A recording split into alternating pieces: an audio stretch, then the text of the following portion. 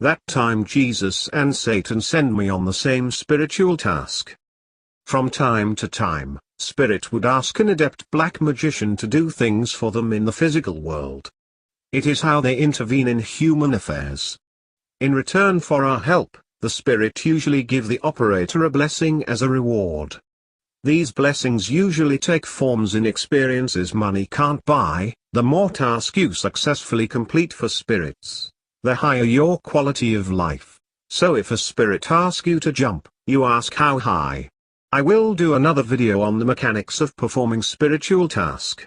This story is about a task Jesus sent me to do. It was a troubling task, and just when I was completely stuck and confused, Satan stepped in to help guide me through the ordeal. Before I continue, I need to give a short disclaimer. A lot of the details in this were made anonymous to protect the identity of the parties involved. The story is 100% real. It is meant to be used as case study, as reference for other black magicians stepping on this path. This story happened in late summer of 2021. It is the second year of the global pandemic. At this time, the world is coming back to normal. I live in a college town, and students and faculty members are coming on campus after a year of online instructions. The fall semester was designed to be semi-online.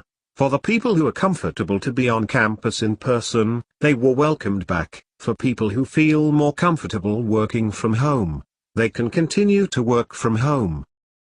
This was when I found myself at a local hangout. The group mostly comprised of adult graduate students, postdoctoral scholars and junior faculty members. It was not a close-knit group. It was just whomever came back in town to participate in person the fall semester. This was when I met this gentleman. For the purpose of this story, let's call him Jack. Jack was a priest from a Christian denomination, looks to be in his early 30s, studying at a local divinity school. He is new to the country, in fact, just arrived in the United States, trying to settle in town as a visa student. Naturally he was around a group of university affiliates, trying to network and make living arrangements. Jack was an impressive young man, looks to be in his mid-30s. Very tall, looks to be 6'2" or 6'3", well dressed. He came from a poor country, where he built a church by his bare hands. He left his wife and children to pursue graduate education in the United States. He planned to return to his home country to continue to build his thriving ministry. He was even invited to speak by a bishop at a local United Church, where he talks about his religious experience at his home country. Jack even showed me a picture he took with the bishop on his phone. One of the perks living in a college town is I get to meet interesting people from all over the world. I was going to file Jack away as one of those interesting individuals I met at a bar. This is where Jesus came to me with a task.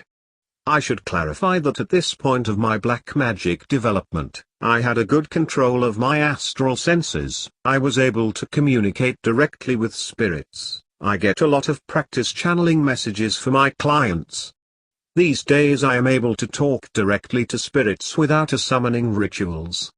Most of the time, the spirits came directly to me and start talking without evoking them. I was home later that night, writing astrology reports at my computer. I was just about to start rituals for clients. Jesus just appeared in my room, sitting on my bed, like he usually does. He was friendly, but spoke in a voice more stern than usual. Jesus said to me, "Jack is using my name in vain. I need you to go confront him." And with that, Jesus left the room. At that point of my spiritual evolution, I spoke to Jesus regularly, usually as my job channeling Jesus' messages to clients. I had a good personal relationship with Jesus. He often appeared in my dreams as a cool roommate. Sometimes with other deities, we would just hang out and chill in the living room. Those dreams often feel so real it was difficult to distinguish from reality. These deities have a way to turn off the part of my brain that recognize them as divine beings. That way, when they present themselves to me, I would talk to them like I normally do without freaking out. I would know I am talking to Jesus, but only after he left I would recognize the gravity of his status. Since I became a full-fledged black magician, Jesus had given me a few tasks.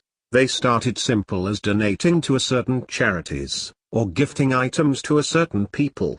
Then the tasks slowly evolving in taking care of some specific persons. Jesus also asked me to deliver messages to a few select people.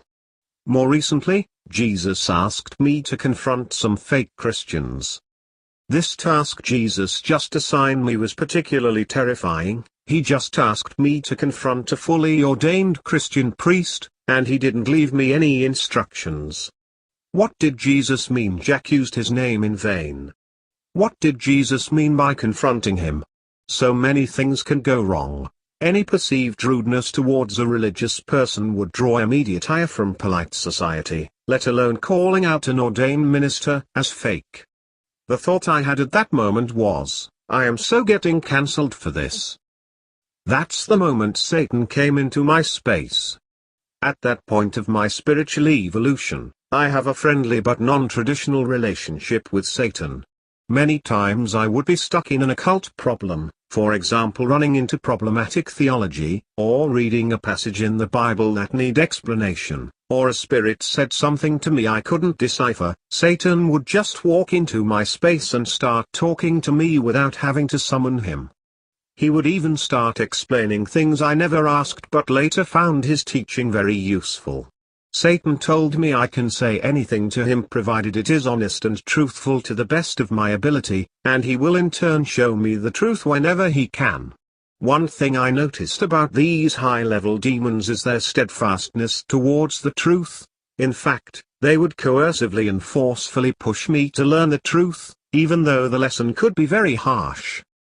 Another thing I noticed about Satan is his ability to read people, along with his patience and wisdom. Many times he would just direct my attention to what I already know, and to rethink an established fact with a fresh perspective.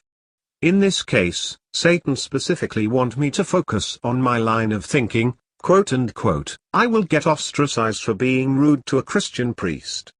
Then I understood what Satan was trying to tell me, if Jack is not a Christian priest then I won't get ostracized. The next obstacle is that I will need monumental evidence to prove my case. Satan said to me, you don't need to prove everything today, give it a few days and the truth will come to you. Over the next few days, I kept running into Jack. I have never run into anyone around town as much as I had ran into this guy. Also for some reason, Jack seems to want to talk to me, like he would pull me aside and tell his story over and over again. He would also lay down little crumbs of information to prove his story was real. It wasn't long before I noticed inconsistencies with his story. For example, one time he would say he was in class all day, and the semester hasn't begun. Or he would drop the name of a professor he met in office hour, but that professor was not on campus. I knew because I had that professor when I was undergrad and we are Facebook friends. If you just Googled that professor you won't know he's away, but I just saw his Facebook check-in on the other side of the world that morning. I even know which restaurant that professor went for breakfast. No way Jack met with that professor in that office that day. Sometime, Jack would say something about his financial aid package to excuse his money situation, but the numbers he gave didn't make sense. His stories about which exact degree program he was enrolled changed a few times. His knowledge about the Bible was questionable. I have had roommates from the same divinity school and they were razor sharp in theological discussions. Not Jack though. Jack even seems confused by the different denominations of modern Christianity. I am not an expert in the subject but an ordained minister should know the differences. Jack always had an excuse though. It was a pandemic year and thus the university schedule was not normal, or he came from a different country and he's not used to the American way, or conveniently lose the ability to speak English when I noticed a discrepancy. Jack's command of the English language was an enigma. He would use the most beautiful vocabulary in the most elegant complex sentences to impress people with his intellect, with unnecessary complicated words you only find in a Scrabble game, then conveniently revert to inability to speak English when caught in an inconsistent position. Jack also didn't seem to have a place to stay. It was one of the reasons why he hung out with this group of young professionals on campus. He was asking people to take him into their apartment for a few nights at a time. I thought a resident visa applicant entering the United States needed to have a place to live or the border agents won't let them into the country. Also, for someone who came into a new country and plans to stay for at least a year, Jack seems to be traveling very, very lightly, just a small backpack. The more I trace his footprint, the more inconsistencies I found. Once again, those were not evidence beyond a reasonable doubt. Everything can be explained away if you really twist your imagination. But something seemed very wrong in this picture. I also noticed Jack liked to play dumb when it comes to finance, as if he was trying to make us believe he was completely inexperienced with money because he is a holy man too innocent to manage money. Yet I also overheard him negotiating a rental deal very aggressively, using some strong-arm tactic like forcing the other side to negotiate with themselves, the kind of tactic only an experienced businessman would employ. Throughout this process, Satan stepped in a few times to help me untangle some of his lies, and when Jack presented what seems to be irrefutable truth about his identity, Satan would tell me to be patient, and a few days later, some other facts would come forth and invalidate Jack's identity. One time Jack sent me a link to his ministry's Facebook page. It looks to be legit. It didn't have many followers, but it did have pictures of his wife and kids. Then Satan asked me to take a look at the pictures again. Jack was never in the picture with his quote-unquote wife or kids. What kind of proud father would take a picture of his children and not him in it? The lady with the children never had the children facing the camera. It could just be pictures of very different children. The profiles of the people who followed Jack's ministry were all new and only had a few friends. The picture of Jack standing in the pulpit never had anyone in attendance. There is a problem though. Even though Jack's story was very sketchy, I had no hard evidence to prove anything. Then I heard a rumor among my friends that Jack got a volunteer position at the university's church, and he said something about raising money for a children's charity. The details were very vague. That was when I recognized the urgency of the situation. Jack was most likely a con man, and he will be working with children unsupervised at the church. His effort to ingratiate himself within a circle of friends was to build familiarity within the community. That way he won't be a complete new face when it comes to his creditability. For example, when someone thinks about hiring Jack, someone in the community would say, "Oh, I know Jack, he seems like a nice guy," or "Oh yes, Jack the minister." That way his fake reputation will precede him if he were to run a scam in the future. The urgency was, the date being early September, the fall semester will go into full swing in a few days. A sleepy college town will be filled up with people openly trusting this guy, ready to donate any amount of money to this seemingly innocent holy man. What concerned me the most is this very sketchy individual just put himself in the position to work with children. I still have a problem though. I don't have any hard evidence against Jack. If I went to my friends and present my thoughts without any proof, they would brand me as being prejudicial against this mild-mannered, God-fearing man. To give you a sense of the timeline. It had been little more than a week since I met Jack, around 9 days. It was a very long 9 days. I was all alone in this endeavor to expose Jack. Everybody in the community drank the Jack Kool-Aid. All the way up to the bishop believes Jack as a good man, a full-fledged priest, a hard-working foreign student and a trustworthy man. If I fail to prove my case I will lose all my credibility, but the longer I wait, the more Jack will ingratiate himself in this community. The matter is urgent. If I wait a few more weeks, Jack would be so ingrained into the fabric of the community that it would be impossible to expose him. I was actually walking home when I walked by the church Jack now worked. I saw him at the front lawn talking to someone. He even waved at me as I walked by. I waved back. After walking another block, I thought to myself, why not talk to Jack, see what he is up to, ask him about his new charity. I just felt this really strong urge pushing me to talk to Jack. So I went back into the church to look for Jack. I saw him in his office, sitting by the window with his feet up. The door was open, so I walked in. He greeted me with his usual charming self. We got talking. I wasn't being overly aggressive, I never tried to pin him in a corner nor did I apply any pressure, but I was asking questions that require him to repeat his story, and as he spoke, he clearly noticed he was contradicting himself, as he had paused several times trying to remember what he initially said to me. I wasn't ready to show my hand, so when it comes to sensitive issues, I just made jokes and hoped he wouldn't notice I was onto him. At one point, I accidentally mentioned I had a friend working in the local police department. I was speaking on something irrelevant like my police friend was invited to a barbecue or something dumb. You won't believe what happened next. Jack, this extremely charming con man, a smooth social path who managed to work himself into a position of trust inside a prominent university church. What would a psychopath do in a situation like this? Jack covered his face and began to cry. Or at least he tried to act like he was crying. He was sniffing his nose, he talked in a sobbing voice, but no tears.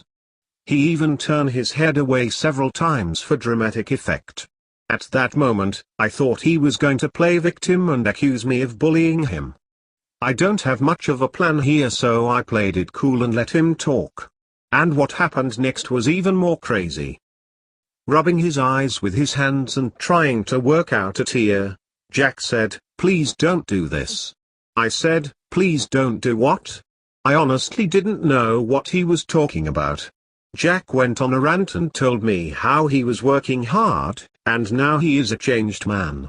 He asked me to give him a chance. At this moment, I really wasn't sure what to do, so I kept quiet and let him finish his act. As this conversation was happening, I noticed Jack was actually packing up his tiny backpack. Jack was clearing out his office. I wasn't sure what to do next, so I asked, "Do you need any help?" I was still trying to play it cool. My thought at the moment was to observe, and just let him play it out.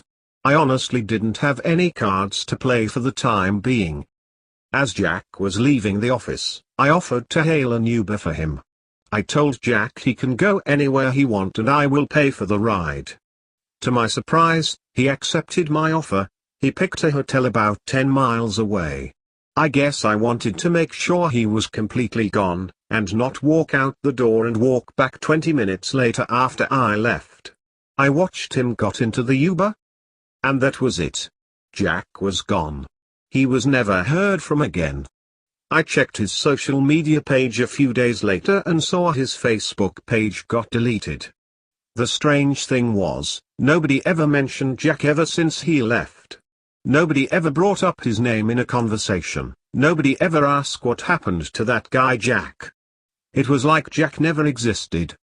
My guess was that, deep down, the people who interacted with Jack knew something wasn't right about that guy, but nobody was willing to risk ruining their reputation to challenge a Christian minister. In retrospect, and this is just my speculation, when Jack asked me, quote unquote, "Please don't do this," I bet he thought I was going to report him to the police. He didn't realize how little I had on him. I didn't even know his real name. A man like him would not want to draw any police attention. Someone who operates with this level of sophistication had probably broken the law before, and he was likely on the run from authority. If there were a warrant out for his arrest, then it wouldn't matter if I had any creditable evidence against him. He would have been taken to jail anyway. My guess is, Jack worried not about getting caught, Jack worried about getting found. Jack loved talking to me initially because he wanted to test out his story, to see which version of his story was most convincing. His plan was working. I thought he was a good guy initially. I only became skeptical because Jesus asked me to look into the matter. When I got home that night, I was completely exhausted. You know how sometimes you are propped up by sheer adrenaline, and when the excitement was over, there was no more energy to keep you on your feet. I was so tired I was barely able to move, and guess who was waiting for me in my apartment? It was Jesus. He wanted to thank me for confronting Jack. Had it not been my work, Jack would have caused a lot of damage in the community. I asked Jesus if he knew Jack would fold that night. Jesus said, "I told you to confront him, I didn't tell you to fight him." That was a good point. All I did was to confront Jack, and Jesus took care of everything from there. I also asked Jesus why he picked me for this task. Jesus said, "Who does not fear Christian priests?" I guess the answer would be a black magician. Jesus' point was, anyone else would be afraid of retribution, even if no societal consequences. A normal person would be afraid of bad luck to mess with a priest. Black magicians does not have that fear. The whole ordeal would have turned out very differently had it not been for the guidance from Satan. I only wrote a few examples of Satan's help in this process. In experience, Satan was with me every step of the way, helping me make sense of a very complex situation. Satan have a very good understanding of human nature. Throughout this process, he was showing me how to read people, and how to decipher the truth from the web of lies. I believe that final push for me to confront Jack that night was the work of Satan. No fire and brimstone in this story. I want to share with you, authentically, what it is truly like working closely with the real Satan. What kind of black magic lessons can be learned from this story? First and most important, spirits from all alignments works together. The whole angel versus demon narrative taught to us is completely wrong. Here we have Jesus and Satan working together toward the same goal. I have had many examples of angels and demons working together to help me achieve my goals. Those are stories for another time, but the point is their differences are purely superficial. A lot of people asked me if they can work with both angels and demons, and the answer is clearly yes, as demonstrated by this case and other cases to come. In the Bible, Jesus worked together with Beelzebub to heal someone who was blind and mute. If it is okay for Jesus to work with a quote-unquote demon, so can you. As for reward for completing this task, I think the biggest reward was to see Jesus and Satan in action. Watching Satan's prediction come true in real time was an amazing experience. I felt much closer to Jesus. Before the task I was Jesus's friend, after this task I am Jesus's guy. Later that year Jesus taught me a few black magic spell, and those results are still playing out. I was well compensated in material abundance as well as career opportunities, which I appreciate, but those are not nearly as important as being more in sync with these high-level entities. Another point I want to make about working with spirits. Most people expect the spirit to grant our wish in a neat little package like in Amazon Prime delivery. The reality is much different. It will likely come to you in increment of small fragments, and you have to piece it together using your wits and creativity. It will feel like a role-playing computer game, where you will find a collection of seemingly unrelated items. Then one day everything will fit together the most beautiful way when your wish fulfills. While in the middle of a spirit task, it will feel like you are in the middle of a hurricane. Everything is scattered all around you. You are completely lost and confused and won't know which side is up. Chaos is the way of the spirits. If you are the type of person who needs to be in control all the time, the kind of person who need everything to happen exactly the way you want it to happen, then black magic is probably not for you. If you have what it takes to be a black magician, then brace the chaos. Do you have any success working with Jesus or Satan? Have you ever experienced working with Jesus and Satan together on the same task? Please share your experience in the comment section below. Please click and subscribe to our channel, share this video with your friends who may be interested in Jesus or Satan. Remember to click the bell to get notification on the latest video on Black Magick.